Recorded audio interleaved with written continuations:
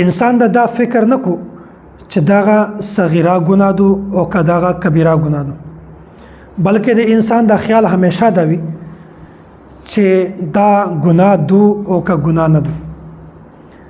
د الله تعالی د طرف نه په دا باندې څه وعید شته او که نشته.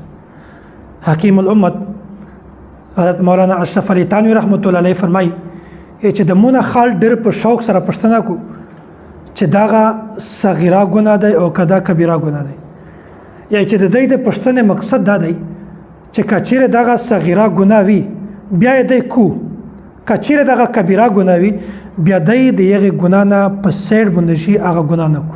دغه صغیره او دغه کبیره ګناه مثال دا د سکرواټ او د سپن کې غونډه دی.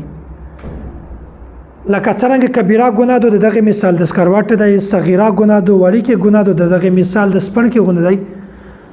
نو یو سړی داسې نشي کړلای چې هغه یو سپن کې وروخلی په جومه کې وړوي، په الماری کې کښېږدي یا په صندوق کې کښېږدي، کمره کې بند کو، دای په دا باندې اعتماد وکړو چې دغه سپن کې مو ته نقصان نه کوي. یو سمجدار انسان، یو عقلمند انسان، یو شور سړی دغه چار کله نه کو چې هغه سپن کې وروخلی په الماری کې په جومه کې بند کښېږدي چې دغه مو ته نقصان نه کوي. ځکه چې یو وخت داسې روشي چې هغه سپن کې نه اوس کرواټه جوړه شي، یو روزنه جوړ شي، د الماری د صندوق دا وسوځي، کمره وسوځي، حتی چې بسا اوقات د ټول کور مول جایداد د ختم کو. نو دا مثال د ګناه دی. که یو سړی دا وایي چې دغه صغیره ګناه دو دغه هیڅ نقصان نشته، دا خو څه د غټه ګناه نه دو، دا وکه هیڅ پرو نشته، نو سمجدار انسان دا سوچ کله نشي کله چې زدا صغیره ګناه وک.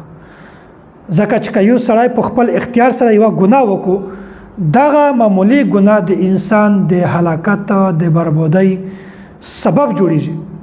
دغه حد پورې چې د ټول مول جایداد زندگی د بربادۍ سبب جوړیږي. نو سوال اصل دا دی چې آیا دغه ګناه دو او که ګناه نه دو؟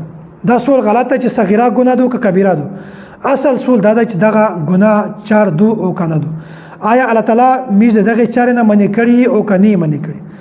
آیا د شریعت ته طرف نه میشته دغه چار کړل گنجائش تا او که نشته؟ کچیره د میشتوس په ذهن کې دا خبره روشي، دا احساس پیدا شي چې دا واقعتا ګناه دو، په دا باندې میشته سزور کړل کیږي. کچیره میش دا چار وکړه الله تعالی په دا باندې خپه کیږي، میش په نسی، بیا په یو وخت د انسان په زړه کې دا احساس پیدا شي چې کچیره مو دا ګناه وکړه، زه د قیامت پر ورځ باندې د الله تعالی په حضور کې څنګه پېښ کېږم، الله تعالی ته په کیمه خدا سره په کیم مخ سره زه مخ کېږم. بیا چې کله دغه سوچ د انسان په زړه کې پیدا شي، دا یو د صغیره ګناه نه حزن بچ کو، دا یو د کبیره ګناه نه حزن بچ کو، کسه باشد چې څنګه ګناه وي دا انسان د دغه نه حزن بچ کو. نو حقیقتا خبره دادو چې سړی لکه څنګه چې په سپن کې باندې اعتماد وکړو د دو ټوله ژوندۍ تباه شي، داسې که یو سړی په صغیره ګناه باندې اعتماد وکړو د ټوله ژوندۍ تباه شي. نو په سپن کې باندې اعتماد کې ځکه چې دا د تو هر شی ختم کوي، او نو په صغیره ګناه باندې اعتماد کې ځکه چې دا غه د تو هر شی ختم کوي.